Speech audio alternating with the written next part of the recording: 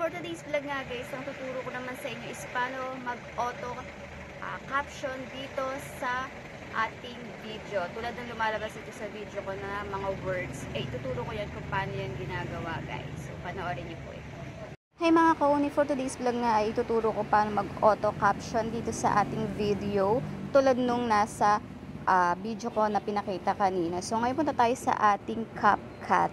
Ayan, open nyo lang yan. And then, new project tayo, guys. Ayan, exit na to. Ayan, new project. After nyan, guys, hanapin nyo yung video na gusto nyo mag-auto caption or yung may mga words na lumalabas. Ayan, guys. Ito yung video na napili ko. Add nyo lang yan. And then, makikita nyo yan sa ilalim, guys. Merong caption. Click nyo lang yung caption na nandyan.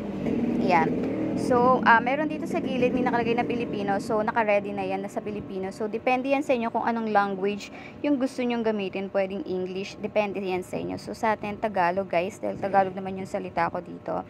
After nyan, back na tayo ulit. After nyo, makikita nyo yung auto caption dito. I-click nyo lang yan, guys, para dire-diretso na siyang magkakaroon ng words kapag pinindot nyo yan. Hanap mo pala tayo dito ng mga font size. So, syempre, yung kukunin natin is yung walang pro na nakalagay kasi yung may pro, may bayad. So, doon tayo sa walang bayad. Ito yung pipiliin ko, guys. Ayan.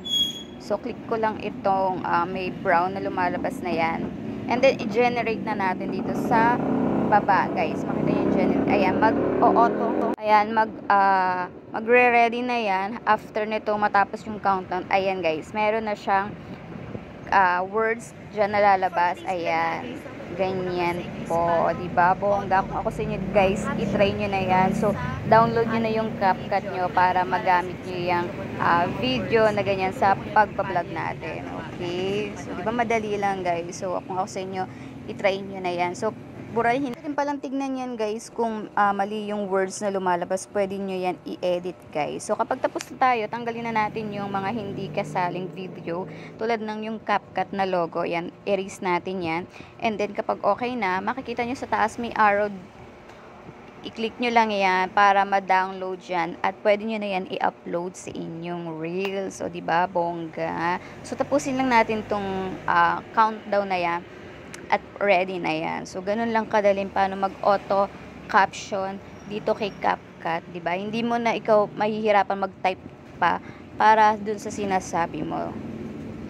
Kasi ready na yan siya. So, yun lang. Okay, so, ayan. Thank you for watching, guys!